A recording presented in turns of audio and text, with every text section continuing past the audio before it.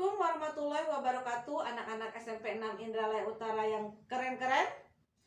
Apa kabar kalian hari ini? Semoga hari ini semangat belajar kalian tetap tinggi ya, meski kalian harus tetap belajar di rumah. Adakah yang sudah rindu sekolah dan teman-temannya? Yuk kita sama-sama berdoa, semoga pandemi COVID-19 ini cepat berlalu dan kita bisa sekolah lagi seperti biasanya. Ingat ya, kita harus selalu menerapkan protokol kesehatan dimanapun kita berada. Ingat 3M, mencuci tangan dengan sabun, memakai masker, dan selalu menjaga jarak. Anak-anak ibu yang sangat cerdas, kalian tahu kenapa pada umumnya kita tidak betah kalau harus terus berdiam diri di rumah? Tidak bisa berkumpul dan bercanda dengan teman-teman? Itu karena pada dasarnya manusia memiliki naluri gregariosness, yaitu naluri untuk selalu hidup dengan orang lain. Naluri ini membuat manusia selalu ingin berinteraksi dengan orang lain, ingin berkumpul, bertemu, berbicara, atau melakukan kegiatan-kegiatan bersama orang lain.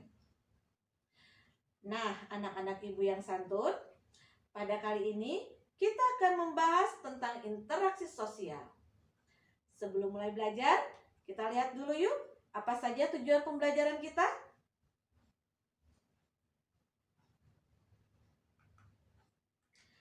Anak-anak hebat, adakah di antara kalian yang tidak pernah berbicara dengan orang lain? Semoga tidak ada ya. Sebagai makhluk sosial, manusia membutuhkan interaksi dengan orang lain. Karena setiap manusia pasti memerlukan manusia yang lain untuk memenuhi kebutuhannya. Lalu, apa sih yang dimaksud dengan interaksi sosial? Silakan kalian lihat gambar-gambar berikut. Gambar pertama, terlihat dua orang siswa saling bermain. Ini termasuk hubungan antara individu dengan individu. Gambar kedua, ada seorang guru yang sedang mengajar di kelas. Ini termasuk hubungan antara individu dengan kelompok. Dan gambar ketiga menunjukkan adanya beberapa orang siswa yang sedang bersalaman dengan beberapa orang guru. Ini termasuk hubungan antara kelompok dengan kelompok. Dari gambar tersebut dapat disimpulkan bahwa interaksi sosial merupakan hubungan timbal balik antara individu dengan individu, individu dengan kelompok, dan antara kelompok dengan kelompok.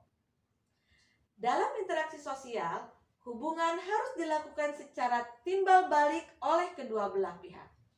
Artinya, kedua belah pihak harus merespon. Jika yang satu bertanya, yang lain menjawab. Jika yang satu meminta bantuan, yang lainnya membantu, dan seterusnya. Lalu muncul pertanyaan, ketika kamu menonton sinetron di kamar sendirian, apakah itu dapat disebut interaksi sosial? Silahkan dijawab di Google Classroom-nya masing-masing ya, beserta alasannya. Berikut, apa saja sih ciri-ciri interaksi sosial? Ciri interaksi sosial ada 4. Pertama, pelakunya lebih dari satu orang. Misalnya, kamu dengan teman kamu saling berbicara. Yang kedua, adanya komunikasi, baik secara lisan maupun bahasa tubuh. Ciri yang ketiga, adanya dimensi waktu. Bisa di masa lampau, masa kini, atau masa yang mendatang. Dan ciri terakhir adalah adanya tujuan. Misalkan, jika kita lihat di pasar, ada interaksi antara penjual dan pembeli. Tentunya mereka berinteraksi karena mereka memiliki tujuan. Misalkan tujuannya karena penjual ingin menawarkan barang jualannya. Selanjutnya, apa sih syarat-syarat terjadinya interaksi sosial?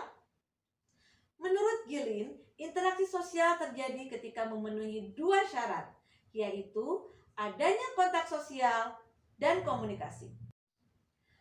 Kontak sosial adalah hubungan antara satu pihak dengan pihak lain.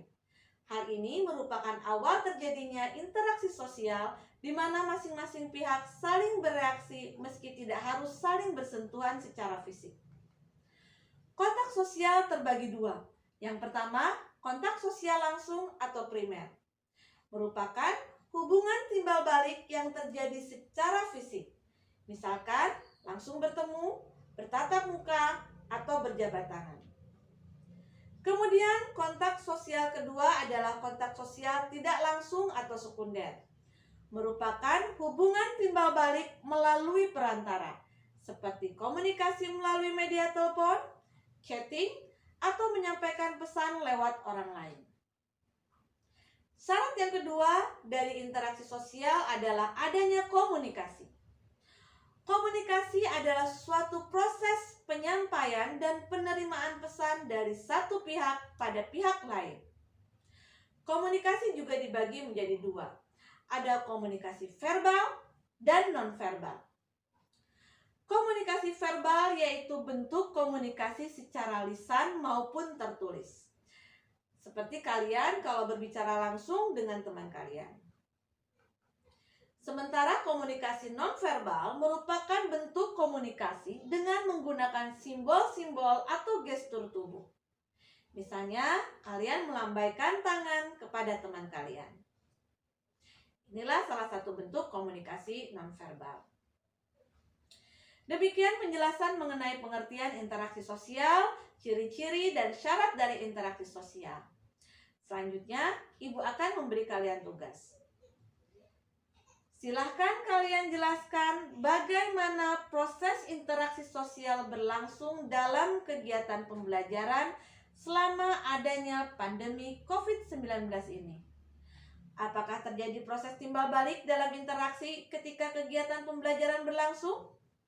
Jika ada, bagaimana proses timbal balik itu berlangsung? Jawaban dikirim melalui Google Classroom-nya masing-masing 15 menit dari sekarang.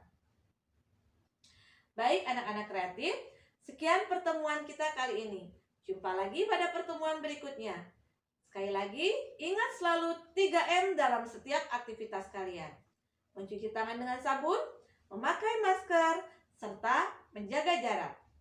Semoga kita semua selalu diberikan kesehatan oleh Allah Subhanahu wa Ta'ala. Amin. Assalamualaikum warahmatullahi wabarakatuh.